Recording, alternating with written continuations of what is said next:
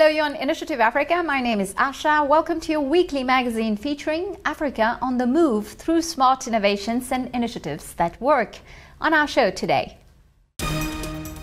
Mbvoumin, a Cameroonian footballer, former captain of Club Canon Yaoundé, who had a great international career in France before founding Solidaire, an association which defends the rights of young African footballers, often destitute when they arrive in Europe. He's our guest this week. As I'd see a lot of young Africans outside the training ground who wanted to talk to me. They were having a hard time, feeling isolated in a foreign country. So I decided to set up a structure that could help. And so I created Foot Solidaire. Luxury education? Private schools are multiplying in sub-Saharan Africa, where they welcome 15% of students. Children is my future, and they are my future. So though it's difficult, we decided as parents, myself and my wife, we decided to squeeze ourselves, go all out, deny ourselves, sacrifice a little, and take good care. Finding happiness at home in Africa is possible. This is the message of these Senegalese women trying to dissuade candidates for illegal immigration. It's better to stay here, earn a living and take care of your family. The education of African children is a great hope for the economic development of the continent. Yet, even today, millions of children are deprived of schools. As for the better-off families, they no longer trust the public educational systems and its frequently overcrowded classes. Hence, the rise of private schools in Africa, a luxury that is not given to everyone. Annual tuition fees exceed $3,000 in high schools. But it does not prevent these institutions from welcoming 15% of the subcontinent students and from thriving like here in Ghana and Zambia. Here's the story. I'm a reverend minister. It's difficult, but what do I do? The children is my future, and they are my future. So though it's difficult, we decided as parents, myself and my wife, we decided to squeeze ourselves, go all out, deny ourselves, sacrifice a little, and take good care, not ordinary care, good care of the children. An increasing number of African families are reportedly choosing to educate their children in private schools rather than state schools. Private schools have better exam results, better quality facilities, smaller classes, and as a result, more motivated teachers. The students themselves are the first to admit that these are ideal study conditions. I like how the class is there are not too many people in the class, so we give the teacher the time to get to know everybody, get to know their weaknesses and their strong points. I like the school. The teachers, the friends, we are like siblings here, we are together, so the school is interesting, everything here. Approximately 20% of Ghana's 3.5 million students between the ages of 6 and 15 are enrolled in private schools. Unlike Western nations, the state simply can't afford to invest in public schools to cater for the population's requirements. As a result, 60% of the educational budget goes to private establishments. It was very interesting. In a developing country like Ghana, government cannot put all its resources into education. And if there are private people who want to support government, I think they will take a lot of burden off the shoulders of government. And that is why the government of Ghana is accommodating the operation of private schools. Many private school principals used to work in national education. They have first-hand experience and know the failings of state schools. With poor motivation and frequent absenteeism of the teachers, many parents felt public schools could do better. The other issue is about supervision. The private proprietor knows how much he has invested in that business, and therefore he will want to see positive results out of the business. And therefore there is very strict supervision of the work teachers do. We supervise our head teachers, we supervise our classroom teachers. In fact, we supervise our administration. While private schools' numerous advantages certainly come at a price, the directors of these establishments also have expenses to deal with. After working for several years in Zambia's public schools, Beatrice Majele decided to set up her own school in the suburbs of Lusaka, the capital. That was in the year 2000. When we got here, we had very, very little money, and we decided to start the school from what was the chicken run. And we went inside there with the little money that we had and divided the room inside there. We had one place for grade 7, and then we had another place for grade 5 and 6. Like most young entrepreneurs, Beatrice needed financial support in the first few years. But progress was slow in a country where small companies, particularly those run by women, have little or no access to funding due to a lack of guarantees.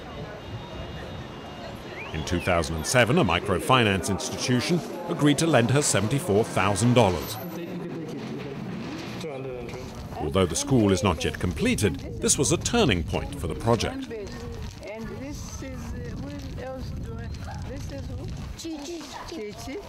We need to continue building and improve the infrastructure in the school. What you have seen is just the beginning of that dream. I want the school to grow even bigger. Faced with growing support for private schools, many African countries, including Ghana, Kenya, Burundi, DR Congo, Ethiopia and Mozambique, have implemented reforms to improve their educational systems and encourage parents to send their children to school. One of the most widely applied measures was the decision to do away with primary school fees. This proved to be a wise choice. Between 2000 and 2007, primary school enrollments went up 42% across the continent.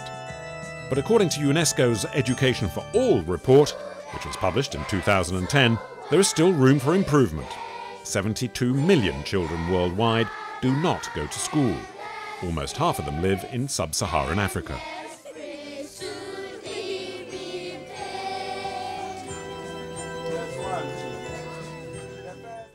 Our guest this week seeks to improve the conditions of young African footballers who often find themselves in situations of distress when they reach Europe.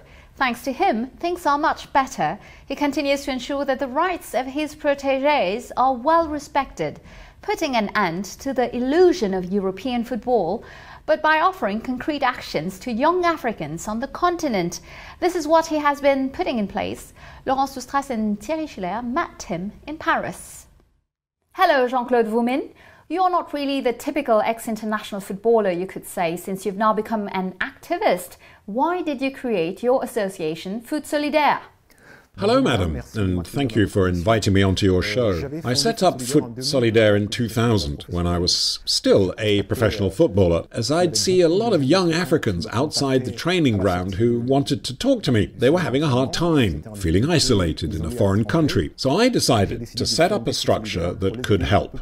And so I created Foot Solidaire. We continue to raise awareness of the problem amongst the various sporting bodies and the authorities. In fact, the issue was already under study at the French Ministry of Sports, as Mrs. Buffet, who was then the Minister for Sports, had asked for a report on the recruitment of young African players, since there were many cases of young people in illegal situations, recruited by professional soccer clubs, and who sometimes slept in the changing rooms and had no return airplane ticket in case things didn't work out for them at the club. In the year 2000, there was a conference held in Bamako on the recruitment of young African players by European clubs, which changed everything and helped set up regulations at the international level.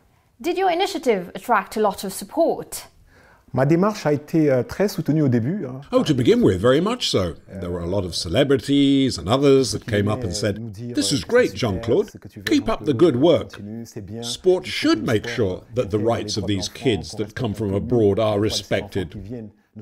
Unfortunately, that support didn't last long.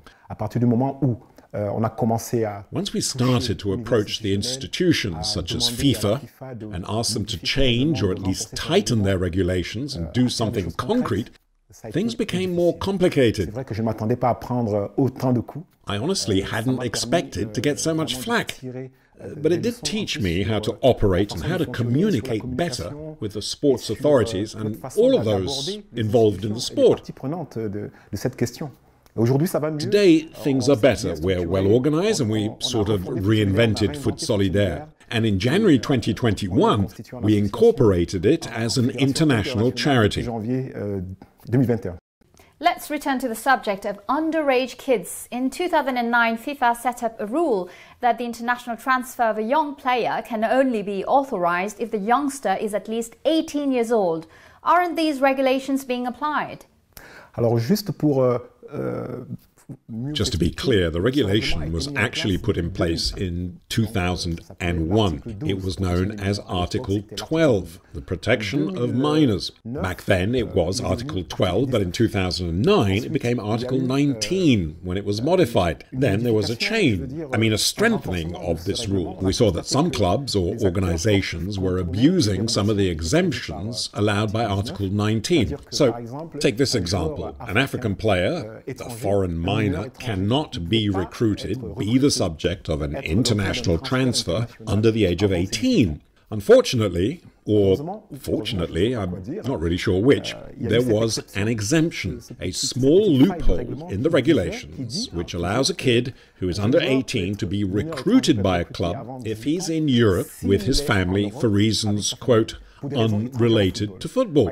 So the son of a diplomat has the right to be signed up as his father is in Europe for work. Unfortunately, just about everyone misused these exceptions. There were people, clubs, who even brought whole families over from Africa just to be able to have these young footballers. In 2009, FIFA strengthened its regulations, at the initiative of Solidaire, I might add. At the time, we'd been working with the European Parliament. FIFA invited us to a meeting in Zurich in June 2008. They asked how we might work together, and we made some major contributions in how to reinforce the regulations. Since then, the amended Article 19 requires all football academies to register young players with the federation. You know, at the time, many academies would try out young footballers, but would not register or license them with the federation. The problem is, when the kids left, there was no paper trail, no traceability. I should add that in Africa, 90% of young players, even today, young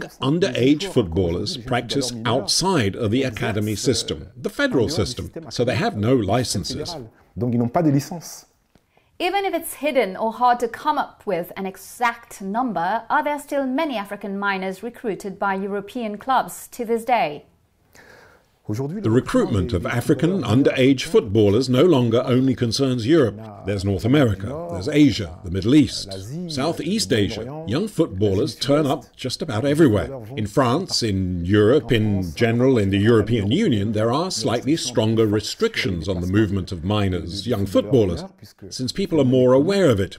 But I have to say it's something that is still happening. There are always young people who emigrate illegally. So no, it hasn't really stopped at all.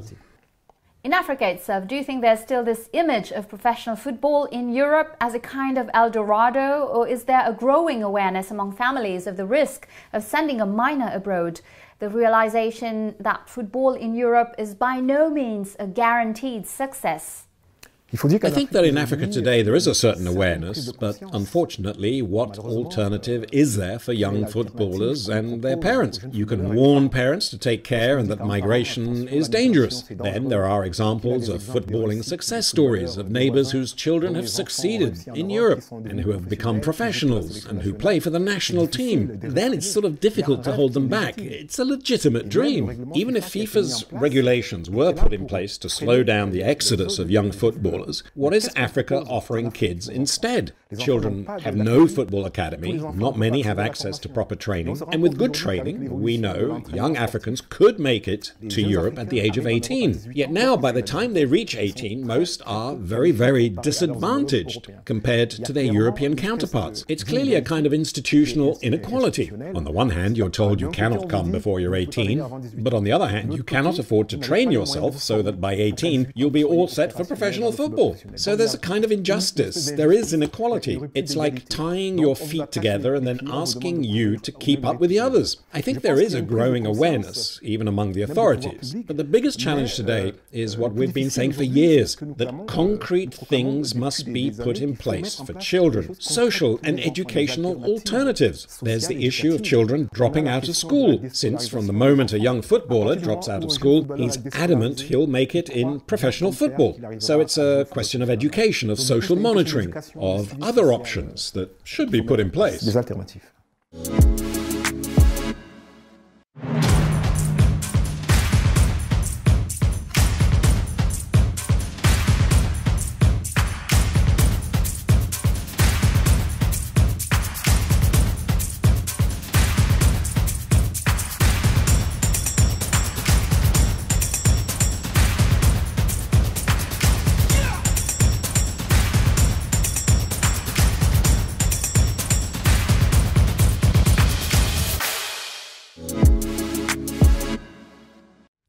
Welcome to the second part of our show. In recent years, efforts have intensified to stem illegal immigration to Europe. But many immigrants, weakened by poor economic conditions, from depleted fishing stocks to poor harvests, continue to attempt to cross the Mediterranean in rickety boats. Awareness-raising campaigns are trying to dissuade the numerous candidates willing to leave. We followed this endeavour in Saint-Louis, in Senegal. Take a look. The Goksou Embage district in Saint Louis, Senegal. Babacar Fall is held up as an example by campaigners against illegal emigration. Repatriated from Spain in 2006, the former emigrant is now a shopkeeper, and he is convinced that there's no place like home. Le fait de partir, tu es loin de ta famille. Tu es loin de ta famille. When you leave, well, you're far from your family. You don't hear from them or just get a little news by phone. If you don't get your papers sorted out once you arrive, you've got problems. It's better to stay here, earn a living and take care of your family. Tu as des problèmes de retour. De ce fait, mieux vaut rester ici, gagner ton pain ici et te s'occuper de ta famille. A lesson that Hamid Sow and Kudu Ndi are not ready to learn. The youngsters have just taken part in an awareness-raising session on the risks of clandestine immigration. Despite the stern warnings and precise examples given by Mbvoumin, the session organizer, the two youngsters still believe the grass is greener in Europe. We're fishermen, but we can't lead a happy life that way. We'll do everything we can to get to Spain. We've had nothing we've been promised here. I may be a woman, but I'm still tempted to take a pirogue across to Spain. I want to go there to find a job. I can't get one here. In my neighborhood, we can hardly feed our families. Mbvoumin has spent months warning people about the perils of illegal immigration. She's determined to continue, convinced that young people will finally get the message. If we'd had help, we could have done much more. In our neighborhood, in this town, the young people listened to us. But we didn't get any aid or support. We're just a group of women with very limited resources. With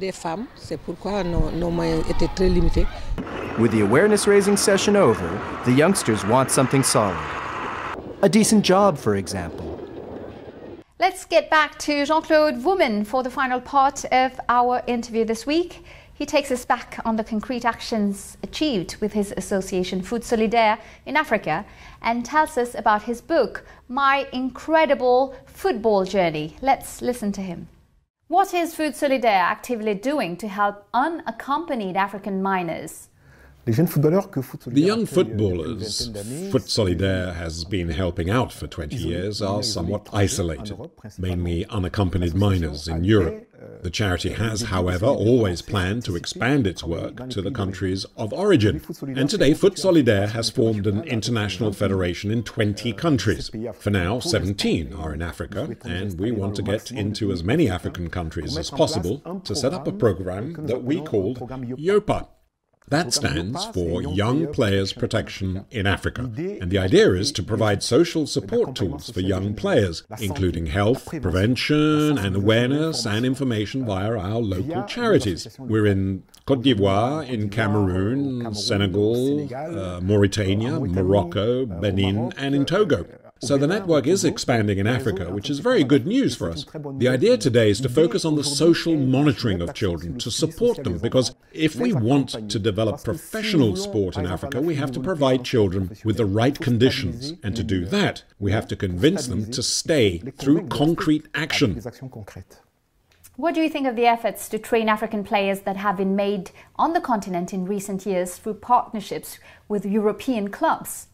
The training in Africa today has come a long way. Back in the 1990s, at the ASEC Soccer Club in Côte d'Ivoire, they had a soccer academy, which had been organized by Jean-Marie Guyou, a former player and coach from France.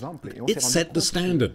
It was the example to prove that we could train top-level footballers in Africa. Since then, the academy phenomenon has spread across Africa, not always properly, and there's been a lot of damage done to children's education, as well as to their own safety and physical well-being. Some people with no qualifications as trainers saw this as a way to make a quick buck. Today, there are many partnerships with European clubs. But can I say this is what is right for Africa? I mean, who actually benefits from these partnerships? Do these partnerships aim to develop professional football in Africa, to give kids a solid grounding? Or are they once again just a means to recruit talent in Africa? Recruit. I think it's a stopgap. It's better than nothing, but these partnerships ought to be supervised. We have achieved what can be called a fair and lasting protection of the youngsters, so partnerships must be equitable, durable, and benefit African football. We can train 100 players and recruit 10, sure,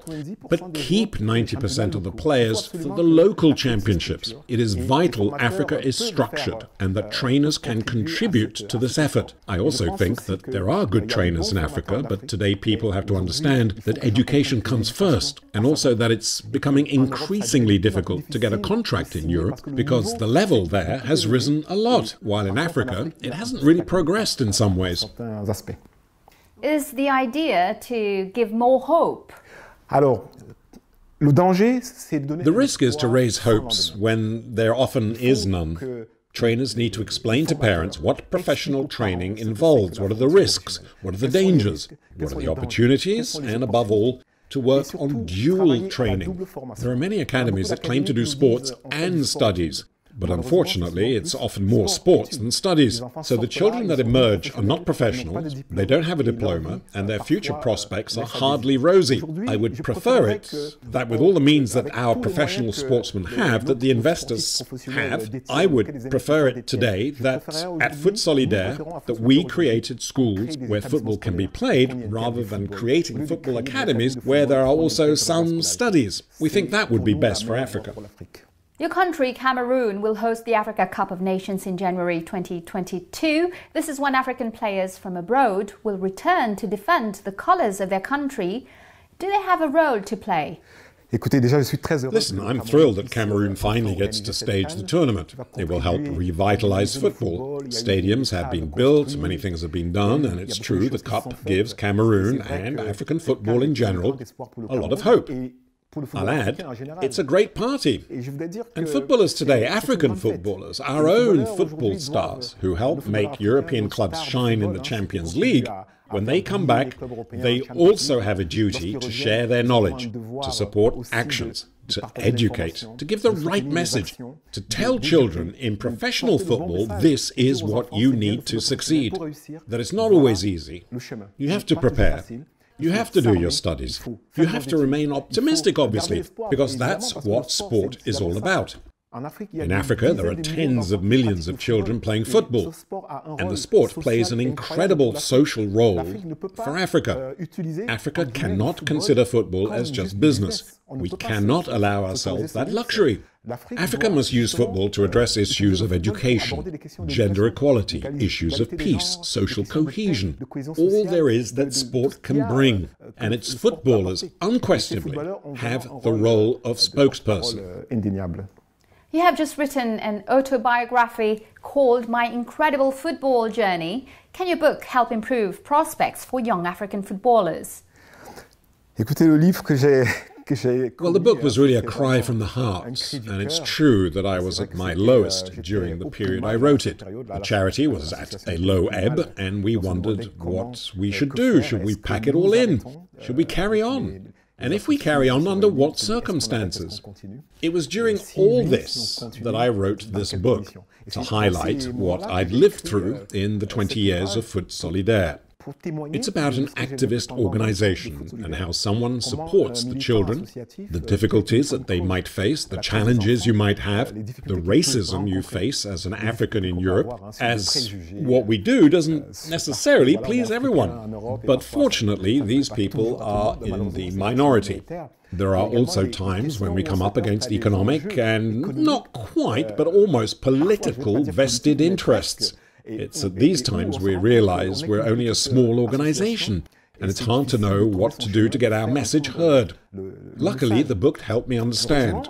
I received many messages of support from people saying our cause was a good one, and we shouldn't give up. The book is really, it's a concrete testimony.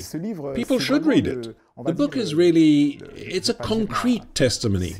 People should read it. I'd be happy to give out copies to anyone that wants one, as it goes a long way to explaining what we've been through these past 20 years at Foot Solidaire.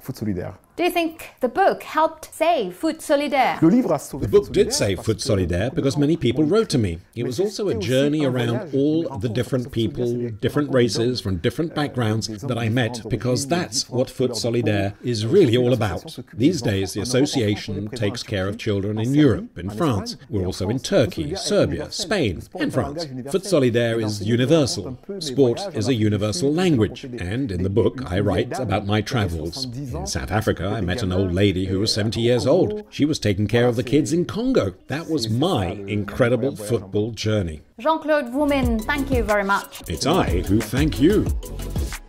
Well, that's it. Initiative Africa is over for today. You can, of course, find Jean-Claude Mbvoumin's interview and the replay of our programs on our website, africaonair.com. And, of course, you can also find us on all our social media channels. Feel free to like, share and comment with the hashtag Initiative Africa TV show. And don't forget, next week, same time, same channel, I'll see you again with a new edition of Business Africa. Have a great week. Goodbye.